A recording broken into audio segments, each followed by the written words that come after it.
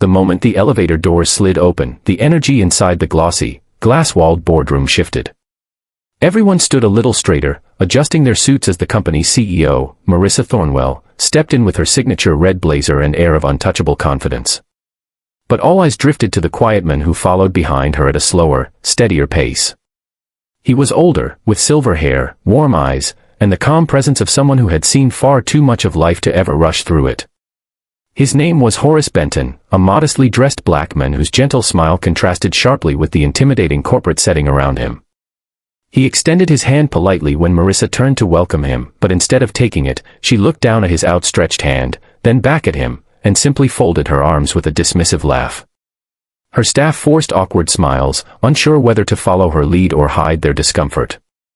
The old man's hand slowly lowered, but his smile, though now dimmed, did not disappear.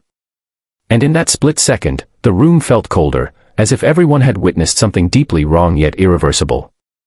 If you believe kindness and second chances still matter in this world, please like, comment, share, and subscribe to Kindness Corner. And tell us in the comments, where are you watching from?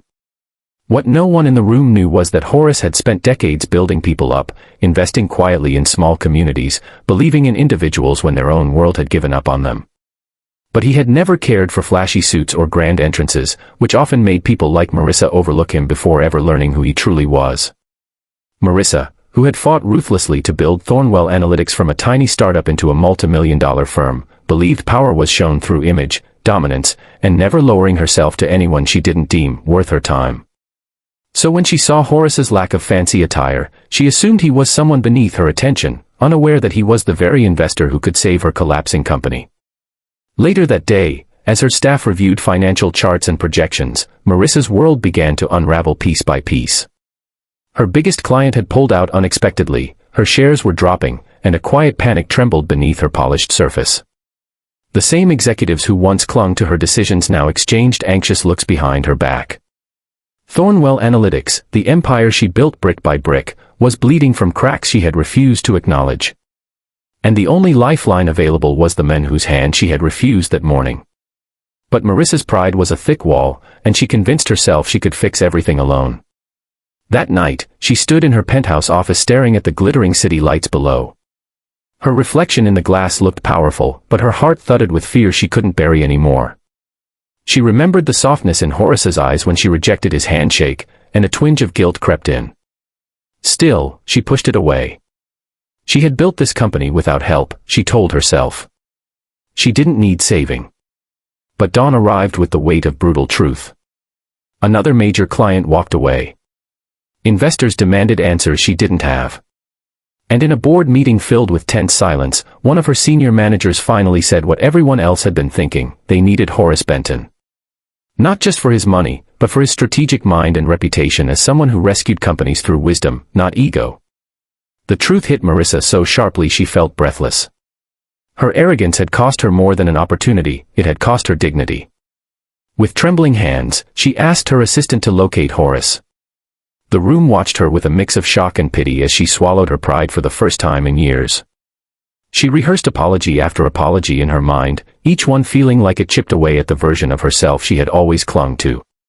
By afternoon, she stood at the entrance of a small community art center, nothing like the marble floors and glass walls she was used to. Children painted freely inside, seniors chatted warmly in the courtyard, and the atmosphere felt soft, almost healing. It stunned her to see Horace there, humbly arranging donated art supplies as if the world wasn't waiting for him to decide the fate of multi-million-dollar corporations. Seeing him so grounded shook her. She approached him slowly, her pride battling her desperation, until finally she forced the words out: apologies, explanations, acknowledgments of her behavior. She expected anger or resentment, maybe even the dismissal she had once given him. Instead, Horace listened with eyes full of something she had not seen in years: understanding. He told her that respect had nothing to do with titles or wealth, and everything to do with humanity. For a moment, she felt small, but not in a way that weakened her. Rather, it humbled her, stripped away the armor she had worn for far too long. Over the next weeks, Horace agreed to advise her company, not because she begged, but because he believed no one was beyond redemption. He met with her team, guided her through difficult decisions, and taught her the value of gentleness in leadership. Slowly, the company stabilized. Clients returned. Employees who once feared her began to admire her transformation. And Marissa herself changed in ways she never expected. She stopped walking with the stiff air of superiority and started listening, learning, and appreciating people for their hearts instead of their resumes. Near the end of the story, as her company once again found its footing, Marissa stood before her team with a quiet smile, thinking about how different her life might have been if Horace had chosen not to forgive her. She realized the greatest investment he ever made wasn't financial, it was the emotional courage to believe in her when she didn't deserve it. If this story touched your heart or made you think differently about kindness, respect, or second chances, please like the video, subscribe to Kindness Corner, and share it with someone who might need this reminder today. Before we end, tell us in the comments, what part of this story moved you the most? And with that reflection, Marissa understood that sometimes the strongest people are not the ones who stand tallest in the boardroom, but the ones who bend down, extend a hand, and choose grace over pride.